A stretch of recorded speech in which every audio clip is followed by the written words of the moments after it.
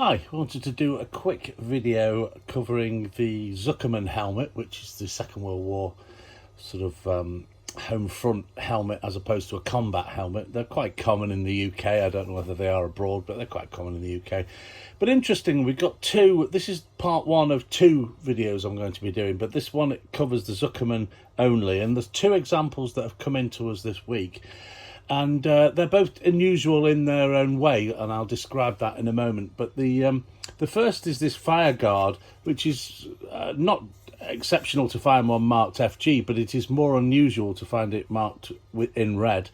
And you'll notice there's a camouflage band put on it, and we've absolutely no idea why. It's period done by the looks of things. It might not be, but it certainly feels and looks like it's part of the overall condition of the helmet.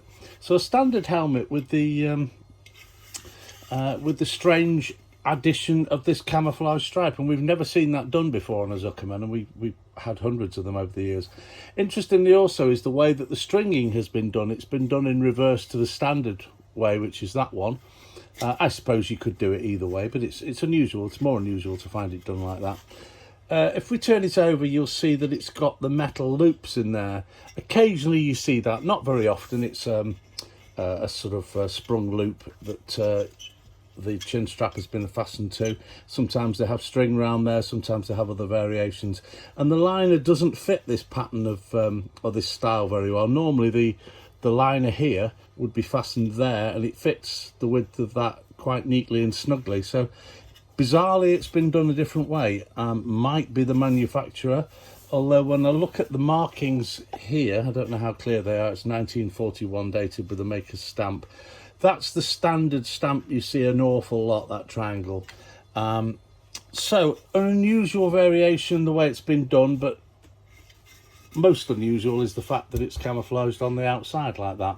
Now, sometimes Zuckerman helmets are like buses. You see none for ages and then a number come along at once.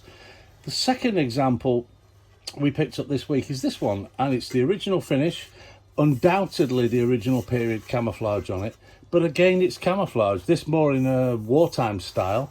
It's possibly been done for a child maybe at the time to have a camouflage helmet like his dad did during the war or something. It's really difficult to know. Clearly period done. Maybe just somebody decided that it was the more prudent to camouflage their helmet. I've no idea. It's been strung for the liner in the conventional way there, but on the underside it's got a more glossy appearance to the paintwork. Size M, medium there, but this is a rarer variation which has a rolled inward edge. If I just pull this other one back in, there you can see the rolled edges on the outer edge, and it's very flat and crimped down. And this particular manufacturer must have done the inverse of that and put the roll on the inside. And in actual fact, it's dated 1941 here, and the maker is EC and Co.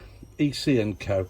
So an unusual variation being camouflaged. It's a lighter paint than you would normally see on them as well, so a lighter green, pastel sort of green with the brown camouflage. So two interesting helmets, interesting for different reasons, of a particular helmet that's quite easy to find nowadays. Zuckermans are always around everywhere, but less easy to find a camouflage one. So we have a lot of Zuckermans for sale on the militariashop.com website, and we often get them. We buy them very often. So do have a look at our website, and hopefully that was a little bit interesting for you. I'm about to do another one now about two other helmets that we've got in at the same time. Thanks for watching.